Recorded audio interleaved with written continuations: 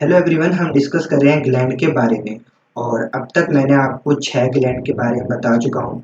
सबसे पहले मैंने आपको बताया था हाइपोथैलेमस के बारे में, फिर पिट्यूटरी ग्लैंड के बारे में, third pineal gland, fourth thyroid gland, fifth parathyroid gland and last thymus gland के बारे में। तो आज हम बात करते हैं ग्लैंड नंबर 7, वो है एड्रिनल ग्लैंड के बारे में। तो चलिए बात करते हैं। It is one pair present on the anterior and superior part of each kidney.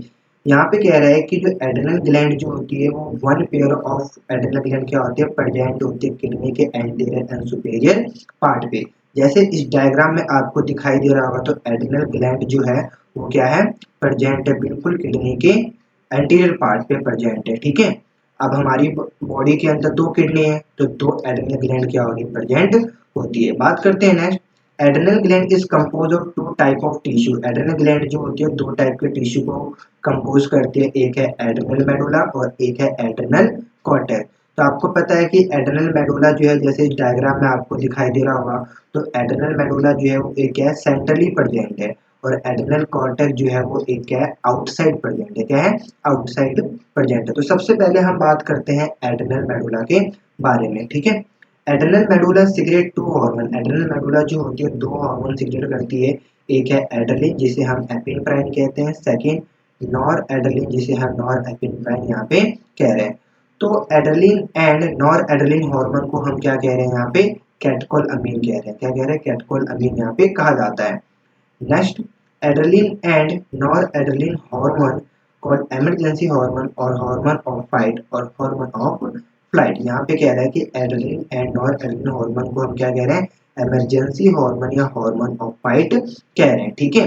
अब क्यों कहा जाता है, तो because this hormone are rapidly secrete in response to stress during emergency situation. तो यहाँ पे कह रहा है कि इमरजेंसी के टाइम में क्या होता है कि जब भी फाइट वाइट हो जाती है, तो ये हार्मोन क्या होता है, रैपिडली सीक्रेट होता है। ठीक है। और उस हार्मोन का क्या नाम है, एड्रेलिन एंड नॉर एड्रेलिन। अब जब ये हार्मोन हमारी बॉडी के अंदर सीक्रेट होता है तो क्या होता है, तो दिस हार्मोन इंक्रीज स्वेटिंग। जैसे ही हार्मोन सीक्रेट होगा हमारी बॉडी में, तो हमारी बॉडी में पसीना जो है बहुत तेजी से बढ़ जाता है। ठीक है। स्वेटिंग इंक्रीज हो जाएगी, पिलो इरेक्शन इंक्रीज हो जाएगा। पिलो इरेक्शन का होता है raising of hair. Heart beat जो होगी वो क्या हो जाएगी, इंक्रीज हो जाएगी। Strength of heart contraction, heart का जो कॉन्ट्रैक्शन है वो भी क्या हो जाएगा, बढ़ जाएगा। ठीक है। और रेट ऑफ रेस्पिरेशन, और रेस्पिरेशन का रेट भी क्या होगा, बढ़ जाएगा। ठीक है। फिर क्या कह रहा है कि catecholamine also stimulate the breakdown of glycogen into glucose and increase concentration of glucose in blood. क्या होता है कि जैसे ही इमरजेंसी के टाइम में adrenaline and nor adrenaline hormone secrete होगा, तो हमारी बॉडी के अंदर हार्ट का contraction, heart beat, rate of respiration, ये सब क्या होते हैं, इंक्रीज हो जाती है। तो क्या होता है, कैटकोल अमीन जो है वो क्या होता है, ग्लाइकोजन को स्टिमुलेट कर देगा, और ग्लाइकोजन जो है वो क्या हो जाएगा, ग्लूकोज में टूट जाएगा। ग्लूकोज में टूट गया, अब ग्लूकोज की जो कंसेंट्रेशन है ब्लड में वो क्या हो जाएगी, बढ़ जाएगी। और जैसे ही ब्लड में ग्लूकोज की कंसेंट्रेशन बढ़ेगी, तो वहां पे क्या होगा, एनर्जी हमें मिल जाती है। ठीक है। तो यहाँ पे एड्रेनल मेडुला में क्या है कि दो हार्मोन की हमने बात करी, एड्रेलिन और नॉर एड्रेलिन की। और ये दोनों हार्मोन क्या है, इमरजेंसी हार्मोन है, जो एक फाइट के समय क्या होता है हमारी बॉडी में सीक्रेट होती है। ठीक है। ये समझ में आ गया होगा आपको। अब हम बात करते हैं एड्रेनल कॉर्टेक्स के बारे में। देखिए एड्रेनल कॉर्टेक्स जो होती है वो तीन लेयर में क्या होती है, डिवाइड होती है। सबसे पहली जोना ग्लोमेरुलस जिसे हम आउटर लेयर कहते हैं, सेकंड जोना फेसिकुलेटा जिसे हम मिडल लेयर कहते हैं, थर्ड जोना रेटिकुलरिस जिसे हम क्या कह रहे हैं, इनर लेयर कह रहे हैं। अब जैसे इस डायग्राम में आपको दिखाई दे रहा होगा, तो एक माइक्रोस्कोपिक का सेक्शन है। ठीक है। और माइक्रोस्कोपिक के सेक्शन में आपको बिल्कुल ही देख रहे होगे, तो सबसे आउटर लेयर कौन सा है, जोना ग्लोमेरुलस की है। ठीक है। फिर मिडल लेयर कौन सी है, जोना फेसिकुलेटा, और थर्ड लेयर क्या है, जोना रेटिकुलर। तो आप इसे GFR से याद कर सकते हो। ठीक है। बात करते हैं next. Adrenal cortex secret many hormone called corticoids. Adrenal cortex जो वो मैनी हार्मोन सीक्रेट करते हैं, जिसे हम क्या कहते हैं, कॉर्टिकॉइड्स कह रहे हैं। अब कॉर्टिकॉइड्स का जो फंक्शन है वो क्या है, तो कॉर्टिकॉइड जो है वो इंक्लूड करती है दो चीजों को। सबसे पहले glucocorticoids and second mineral corticoids. ठीक है। कॉर्टिकॉइड्स क्या करती है, दो चीजों को इंक्लूड कर रही है, glucocorticoids and next mineral corticoid. तो सबसे पहले हम बात करते हैं ग्लूकोकॉर्टिकॉइड्स के बारे में। ठीक है। तो help in metabolism of carbohydrate. क्या होता है कि ग्लूकोकॉर्टिकॉइड जो है वो कार्बोहाइड्रेट के मेटाबॉलिज्म के लिए क्या करती है, हेल्प करती है। ठीक है। फिर कह रहा है कि cortisol is the main glucocorticoid जो कॉर्टिसोल है वो सबसे मेन ग्लूकोकॉर्टिकॉइड्स होता है और इसका क्या काम होता है कॉर्टिसोल का। तो cortisol stimulate the RBC production. RBC production के लिए क्या होता है कॉर्टिसोल जो है वो क्या करते हैं स्टिमुलेट करने का काम करती है। जैसे ही कॉर्टिसोल स्टिमुलेट करेगा तो वहां पे हमारी बॉडी के अंदर आरबीसी का प्रोडक्शन होगा। Cortisol is also involve in maintain the cardiovascular system as well as kidney function. Kidney के फंक्शन को और कार्डियोवास्कुलर के सिस्टम के फंक्शन को क्या करता है मेंटेन करता है हमारी बॉडी के अंदर कौन कॉर्टिसोल। ठीक है। फिर नेक्स्ट क्या कह रहा है कि स्टिमुलेट ग्लूकोकॉर्टिकॉइड जो है वो स्टिमुलेट कर रही है किसको ग्लाइकोनियोजेनेसिस को, लिपोलाइसिस को एंड प्रोटियोलाइसिस को। देखो ग्लाइकोनियोजेनेसिस का मतलब क्या होता है, ग्लाइको का मतलब होता है ग्लूकोज, नियो का मतलब होता है न्यू और जेनेसिस का मतलब होता है फॉर्मेशन। तो न्यू ग्लूकोज की फॉर्मेशन होना उसे हम क्या कहते हैं ग्लाइकोनियोजेनेसिस कहते हैं। आपने एक वर्ड पढ़ा होगा ग्लाइकोजेनेसिस। ग्लाइकोजेनेसिस का मतलब क्या होता है यहाँ पे ग्लूकोज का बनना। ठीक है, ग्लूकोज तो ग्लूकोज का बनना उसे हम क्या कहते हैं ग्लाइकोजेनेसिस कहते हैं। और आपको पता भी होगा कि जो ग्लूकोज होता है वो किससे बनता है कार्बोहाइड्रेट से बनता है। तो ग्लाइकोजेनेसिस में क्या होता है जो ग्लूकोज है वो कार्बोहाइड्रेट से बन रहे हैं, बट ग्लाइकोनियोजेनेसिस में जो ग्लूकोज है वो कार्बोहाइड्रेट से नहीं बनते, नॉन कार्बोहाइड्रेट से क्या होते हैं जो ग्लूकोज बन रहे हैं उसे हम ग्लाइकोनियोजेनेसिस कहते हैं। ठीक है, ध्यान से सुनिएगा। नॉन कार्बोहाइड्रेट से ग्लूकोज का सिंथेसाइज ग्लूकोज का बनना उसे हम क्या कह रहे हैं ग्लाइकोनियोजेनेसिस कह रहे हैं। ठीक है, नॉन कार्बोहाइड्रेट जैसे प्रोटीन से बन गया ग्लूकोज या फैट से बन गए उसे हम ग्लाइकोनियोजेनेसिस कहते हैं। ठीक है, तो ग्लाइकोनियोजेनेसिस को स्टिमुलेट करने का काम किसका होता है ग्लूकोकॉर्टिकॉइड्स का होता है। लिपोलाइसिस, लिपोलाइसिस का मतलब लिपिड का ब्रेकडाउन होना और प्रोटियोलाइसिस का मतलब प्रोटीन का ब्रेकडाउन होना। तो ये तीनों काम कौन कर रहा है ग्लूकोकॉर्टिकॉइड्स का होता है। नेक्स्ट बात करते हैं inhibit cellular uptake and utilization of amino acid. Amino acid की यूटिलाइजेशन जो होती है उसको रोकने का काम किसका होता है ग्लूकोकॉर्टिकॉइड्स का होता है। नेक्स्ट बात करते हैं also act as anti inflammatory reaction. ये जो है वो एंटी इन्फ्लेमेटरी रिएक्शन जो होती है उनके केस में ये काम करता है। जैसे कि इन्फ्लेमेशन हो जाती है तो सीवियर केस में क्या होता है ग्लूकोकॉर्टिकॉइड्स का यूज करते हैं। ठीक है, सुप्रेस द इम्यून रेस्पॉन्स। क्या होता है कि ग्लूकोकॉर्टिकॉइड जो है वो हमारे इम्यून सिस्टम को क्या करता है सुप्रेस करने का काम करता है। इम्यून सिस्टम सुप्रेस क्यों करते हैं ये भी रीजन है क्योंकि हमारी बॉडी के अंदर तो इम्यूनिटी बहुत जरूरी है फॉरेन एजेंट से लड़ने के लिए। तो क्यों किया जाता है सुप्रेस, सुप्रेस किया जाता है ऑर्गन ट्रांसप्लांटेशन के समय। या बॉडी के अंदर कोई पेशेंट्स के अंदर कोई ऑर्गन डैमेज रहता है या काम नहीं कर पाता तो उस ऑर्गन को हटा के क्या करा जाता है दूसरा ऑर्गन ट्रांसप्लांट किया जाता है। तो उस केस में क्या किया जाता है इम्यून सिस्टम को सुप्रेस किया जाता है। ठीक है, मैंने आपको बताया होगा इम्यून सिस्टम को सुप्रेस करने के लिए टी सेल को सुप्रेस किया जाता है जिसे हम सेल मेडिएटेड इम्यूनिटी कहते हैं। ठीक है, आप यहाँ पे आप मैंने बताया है पिछले वीडियो में तो आप मेरी वीडियो को देख सकते हो। ठीक है, तो इम्यून सिस्टम को सुप्रेस करने का काम किसका होता है ग्लूकोकॉर्टिकॉइड्स का होता है। नेक्स्ट हम बात करते हैं मिनरलोकॉर्टिकॉइड्स के बारे में। Balance of water and electrolyte.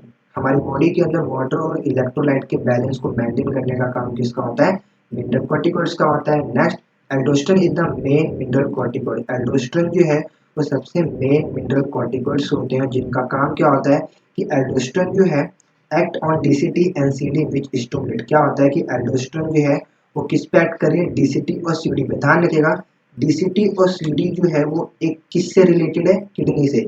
Kidney में जो नेफ्रॉन है नेफ्रॉन के स्ट्रक्चर में डीसीटी और सीडी प्रेजेंट होता है।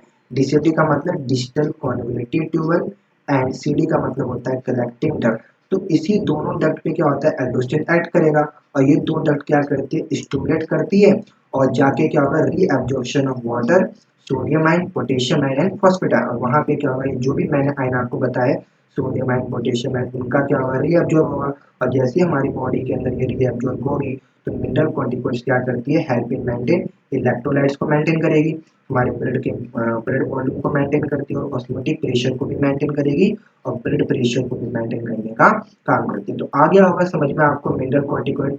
तो ये मैंने आपको एड्रिनल ग्लैंड के बारे में बताया। अब हम बात करते हैं ग्लैंड नंबर 8 पैनक्राइज के बारे में। ठीक है, pancreas is yellowish gland and which lies below the stomach. Pancreas जो है वो एक क्या येलोविश ग्लैंड होती है। ठीक है, जो स्टमक के नीचे लाइज करती है, स्टमक के नीचे प्रेजेंट होती है। जैसे इस डायग्राम में आपको दिखाई दे रहा होगा तो ये स्टमक है ठीक है, और स्टमक के नीचे ही क्या है, पेनक्राइज प्रेजेंट होता है। ठीक है, नेक्स्ट लाइन क्या कर रहा है, pancreas is both exocrine and endocrine gland. Pancreas जो होती है वो दोनों ग्लैंड को क्या करती है, एक्ट करती है। मैंने आपको बताया होगा कि एक्सोक्राइन और एंडोक्राइन ग्लैंड के बारे में। एक्सोक्राइन के पास क्या होती है, अपनी डक्ट होती है, पर एंडोक्राइन के पास कोई भी डक्ट यहाँ पे प्रेजेंट नहीं होती। तो सबसे पहले आपको बता रखा है एक्सोक्राइन और एंडोक्राइन ग्लैंड के बारे में, मैंने बता रखा है अपने वीडियो में, तो वहां पे आप जाके देख सकते हो। ठीक है, तो सबसे पहले हम बात करते हैं एक्सोक्राइन पेनक्राइज के बारे में। Exocrine pancreas consist of rounded lobules. यहाँ पे कह रहा है कि एक्सोक्राइन जो पेनक्राइज है वो कंसिस्ट एक राउंड कलर की लोब्यूल्स होती है। क्या होगी, राउंड लोब्यूल्स होती है, जैसे इस डायग्राम में आपको दिखाई दे रहा होगा। तो ये एक लोब्यूल्स है, लोब्यूल्स कैसे दिखाई दे रही है, राउंडेड। तो यही एक राउंडेड लोब्यूल जो है वो क्या करेगी, secrete alkaline and pancreatic juice, alkaline और पेनक्राटिक जूस को सीक्रेट करेगी। इसका पीएच कितना होगा, 8.8 होगा। ठीक है, pancreatic juice is carry by the pancreatic duct into the duodenum through hepatopancreatic duct. ठीक है, जब आप डाइजेस्टिव सिस्टम में आपको बताऊंगा तो वहां पे अच्छे से पता चल जाएगा आपको। ठीक है, पर यहाँ पे होता क्या है कि पेनक्राटिक जूस जो होती है वो पेनक्राटिक डक्ट से क्या होती है, कैरी होती है और डुडेनम में जाती हुई, किसके थ्रू, हेपेटोपेनक्राटिक डक्ट के थ्रू। डुडेनम जो है वो एक स्मॉल इंटेस्टाइन का पार्ट है। ठीक है, तो उसी में क्या होते हैं, पेनक्राटिक जूस जाती हुई किसके थ्रू जाएगी, हेपेटोपेनक्राटिक डक्ट के थ्रू। नेक्स्ट लाइन क्या कह रहा है कि pancreatic juice contain sodium bicarbonate and enzyme, मतलब प्रो एंजाइम यहाँ पे होती है। तो पेनक्राटिक जूस जो होती है दो दो चीजें कंटेन करती है, तो सोडियम बाइकार्बोनेट को और एक एंजाइम को। तो एंजाइम क्या करता है कि enzyme which act on all food, enzyme जो होती है वो सारे फूड पे एक्ट करती है, मतलब कार्बोहाइड्रेट हो या लिपिड हो या प्रोटीन हो, इन तीनों में से कोई भी फूड हो, इन तीनों पे क्या करती है, एंजाइम वर्क करती है अपना। ठीक है, फिर क्या कह रहा है नेक्स्ट लाइन में, it's sodium bicarbonate neutralize the acidity of food caused by एशियल। यहाँ पे कह रहा है कि जो भी हम खाना खाते हैं तो सबसे पहला जो हमारा फूड है वो स्टमक में जाता है, और स्टमक क्या है, एक स्टमक जो है वो एसिडिक पार्ट होता है हमारा। तो एसिडिक पार्ट जो होता है तो वो तो सोडियम बाइकार्बोनेट क्या करता है, एसिडिटी फूड, जो एसिड फूड होता है उसको न्यूट्रलाइज करने का काम करता है। कौन, सोडियम बाइकार्बोनेट। तो ये मैंने आपको एक्सोक्राइन पेनक्राइज के बारे में बताया। अब हम नेक्स्ट बात करते हैं एंडोक्राइन पेनक्राइज के बारे में, ये क्या काम करता है। Endocrine pancreas consist of islet of Langerhans. जो एंडोक्राइन पेनक्राइज होती है वो कंसिस्ट करती है किस चीज को, ईसलेट ऑफ लैंगरहंस। जैसे इस डायग्राम में आपको दिखाई दे रहा होगा, तो ये सेल्स दिखाई दे रही होगी स्पेरिकल की शेप में, वो एक क्या है, ईसलेट ऑफ लैंगरहंस होती है। तो 1 से 2 million of islet of Langerhans in a normal human pancreas. एक नॉर्मल ह्यूमन पेनक्राइज के अंदर क्या होगा, 1 से 2 मिलियन के आगे ईसलेट ऑफ लैंगरहंस क्या होते हैं, प्रेजेंट होते हैं, 1 से लेकर 2 मिलियन। ठीक है, ईसलेट ऑफ लैंगरहंस जो होती है उनमें दो टाइप की सेल्स होती है। कितने टाइप की, दो टाइप की सेल्स होगी, एक होती है अल्फा सेल और एक होती है बीटा सेल। आप इस डायग्राम में देख रहे होंगे, तो ईसलेट ऑफ लैंगरहंस में ये दो सेल्स कंटेन होगी। तो अल्फा सेल आपको दिखाई दे रहा होगा ब्लू कलर की, ब्लू कलर में जो आपको सेल दिखाई दे रहे हैं वो कौन से सेल्स है, अल्फा सेल है। और जो ऑरेंज, जो संतरी कलर में जो आपको सेल दिखाई दे रहे हैं ऑरेंज में, वो कौन से सेल्स है, बीटा सेल्स होती है। तो अल्फा सेल क्या करेगी, ग्लूकागोन सीक्रेट करती है, और बीटा सेल क्या करेगी, इंसुलिन को सीक्रेट करने का काम करती है। आपको बता दिया जाए ग्लूकागोन का काम क्या होता है, हमारी बॉडी के अंदर ब्लड शुगर के लेवल को इंक्रीज करता है, और इंसुलिन क्या करता है, ब्लड शुगर के लेवल को डिक्रीज करने का काम करता है। तो आपको इस डायग्राम में दिखाई दे रहा होगा, अल्फा सेल और बीटा सेल में से सबसे ज्यादा कौन है, बीटा सेल्स प्रेजेंट होती है हमारी बॉडी के अंदर। ठीक है, चलिए हम बात करते हैं नेक्स्ट। आप देखो, ग्लूकागोन और इंसुलिन को बताने से पहले मैं आपको दो वर्ड समझा देता हूँ, तो आपको बहुत अच्छे से समझ में आ जाएगा क्या है क्या नहीं। ठीक है, सबसे पहले हम बात करते हैं ग्लाइकोजेनेसिस के बारे में। मैंने अभी आपको बताया था कि ग्लाइको का मतलब क्या होता है, ग्लूकोज, और जेनेसिस का मतलब क्या होता है, फॉर्मेशन। तो ग्लूकोज का बनना उसे हम क्या कहते हैं, ग्लाइकोजेनेसिस यहाँ पे कह रहे हैं। तो this synthesize of glycogen from glucose, तो ग्लूकोज से क्या हुआ यहाँ पे, ग्लूकोज से ग्लाइकोजन बन रहा है। ठीक है, तो उसे हम क्या कह रहे हैं, ग्लाइकोजेनेसिस कह रहे हैं। और ये जो है ग्लाइकोजन, ग्लाइकोजेनेसिस की जो फॉर्मेशन है किसमें हो रही है, लीवर और मसल्स में हो रही है। होता क्या है कि ग्लूकोज प्लस ग्लूकोज, ग्लूकोज और ग्लूकोज क्या करते हैं, मिलके क्या बनाते हैं, ग्लाइकोजन बनाते हैं with the help of insulin. तो इंसुलिन की हेल्प से क्या करते हैं, ग्लाइकोजन बनाते हैं। ठीक है, और ग्लाइकोजिनोलाइसिस का मतलब क्या होता है कि break down of glycogen into glucose in liver. यहाँ पे क्या होता है, आपको पता है कि ग्लाइकोजेनेसिस में ग्लाइकोजन बना है, और ग्लाइकोजिनोलाइसिस में क्या होगा, ग्लाइकोजन का ब्रेक डाउन होगा, वो भी किसमें, लीवर में होगा। ठीक है, अब जैसे इस रिएक्शन में आप देख रहे होगे, तो ग्लाइकोजन ब्रेक डाउन हो गया किसमें, ग्लूकोज प्लस ग्लूकोज में, और ग्लूकोज प्लस ग्लूकोज में यहाँ पे जब ब्रेक डाउन हुआ है तो हमारे ब्लड के अंदर ग्लूकोज की कंसेंट्रेशन क्या होगी, बढ़ गई, और वो कौन करता है, ग्लूकागोन का काम होता है। तो चलिए सबसे पहले ग्लूकागोन के बारे में ही बात कर लेते हैं। Glucagon is a peptide hormone. Glucagon एक क्या है, पेप्टाइड हार्मोन होता है। देखो पेप्टाइड वर्ड आया कहाँ से, आया ये प्रोटीन से। आपको पता है कि प्रोटीन जो वो अमीनो एसिड से बनती है। ठीक है, अब दो अमीनो एसिड को हम जब हम कंबाइन करते हैं तो कौन सा बॉन्ड बनता है, पेप्टाइड बॉन्ड बनता है। तो ग्लूकागोन एक क्या है, पेप्टाइड हार्मोन है, मतलब मीन्स प्रोटीन। ठीक है, glucagon act mainly on the liver cell. Liver cells को हम हेपेटोसाइट सेल्स भी कहते हैं। ठीक है, एंड स्टिमुलेट ग्लाइकोजिनोलाइसिस। ग्लूकागोन जो है वो क्या करेगी, लीवर सेल्स पे एक्ट कर रही है। ठीक है, आपको यहाँ पे दिख रहा होगा, तो ग्लाइकोजिनोलाइसिस की जो रिएक्शन है वो लीवर में होती है। ठीक है, तो वही वहाँ पे कह रहा है। ठीक है, अब तो समझ में आ गया होगा आपको। तो ग्लूकागोन क्या करता है, ग्लाइकोजिनोलाइसिस को, सॉरी, ग्लाइकोजिनोलाइसिस को क्या करेगा, स्टिमुलेट करेगा, और ग्लाइकोजिनोलाइसिस जैसे ही स्टिमुलेट होगा तो वहाँ पे ग्लाइकोजन टूट जाता है, और ग्लूकोज की कंसेंट्रेशन हमारे बॉडी के अंदर बढ़ जाती है। तो which result in increase blood sugar level, और ब्लड के अंदर क्या होगा, शुगर का लेवल बढ़ जाता है। ठीक है, glucagon is a hyperglycaemic hormone. Glucagon को हम क्या कहते हैं, हाइपरग्लाइसेमिक हार्मोन। यहाँ पे कह रहे हैं, हाइपर का मतलब बहुत ज्यादा, इंक्रीज, और ग्लाइसेमिक का मतलब क्या होता है, ग्लूकोज। ठीक है, तो ब्लड के अंदर ग्लूकोज की कंसेंट्रेशन बढ़ जाती है। ठीक है, उसे हम क्या कह रहे हैं, हाइपरग्लाइसेमिक हार्मोन। और ग्लूकागोन का काम क्या है, हमारे बॉडी में, हमारे ब्लड के अंदर ग्लूकोज की कंसेंट्रेशन को इंक्रीज करवाना। ठीक है, समझ में आ गया होगा आपको। अब हम नेक्स्ट बात करते हैं इंसुलिन के बारे में। Insulin is a peptide hormone. Insulin एक क्या है, पेप्टाइड हार्मोन है। ठीक है, मैंने बताया अभी आपको, प्रोटीन होता है। Insulin in act mainly on liver cells and adipose tissue. जैसे आप देख सकते हो यहाँ पे दोबारा, तो ग्लाइकोजिनेसिस जो है वो फंक्शन किस में हो रहा है, लिवर और मसल्स में यहाँ पे हो रहा है। तो इंसुलिन जो है वो किस पे एक्ट करते हैं, लिवर सेल और एडिपोज टिश्यू। एडिपोज टिश्यू आपको पता होगा, एडिपोज टिश्यू वो टिश्यू होती है जो फैट को स्टोर करके रखती है। ठीक है, इंसुलिन स्टिमुलेट ग्लाइकोजिनेसिस। इंसुलिन जो है तो ग्लाइकोजिनेसिस को स्टिमुलेट करेगी, और ग्लाइकोजिनेसिस क्या करती है, ग्लाइकोजन बनाती है, कहाँ से, ग्लूकोज से। तो ग्लूकोज से ग्लूकोज को क्या करती है, ऐड कर करके क्या बनाती है, ग्लाइकोजन यहाँ पे बनता है। और इससे क्या होता है, हमारे ब्लड के अंदर शुगर का जो लेवल है, जो ग्लूकोज की जो कंसेंट्रेशन है वो कम हो जाती है। ठीक है, तो इंसुलिन का काम क्या होता है, हमारी बॉडी के अंदर ब्लड शुगर के लेवल को डिक्रीज करने का काम होता है। Insulin is a hypoglycemic hormone. Hypo का मतलब होता है कम, तो हमारी बॉडी के अंदर ब्लड शुगर का लेवल जब कम हो जाता है तो उसे हाइपोग्लाइसेमिक हार्मोन कहते हैं। तो इंसुलिन ही क्या होता है, हाइपोग्लाइसेमिक हार्मोन कहा जाता है। तो अब 12th क्लास में जाओगे तो आप यहाँ पे इंसुलिन के बारे में बायोटेक्नोलॉजी में हम पढ़ेंगे। अ, एक थेरेपी होती है वहाँ पे इंसुलिन में। ठीक है, इंसुलिन बनते कैसे हैं।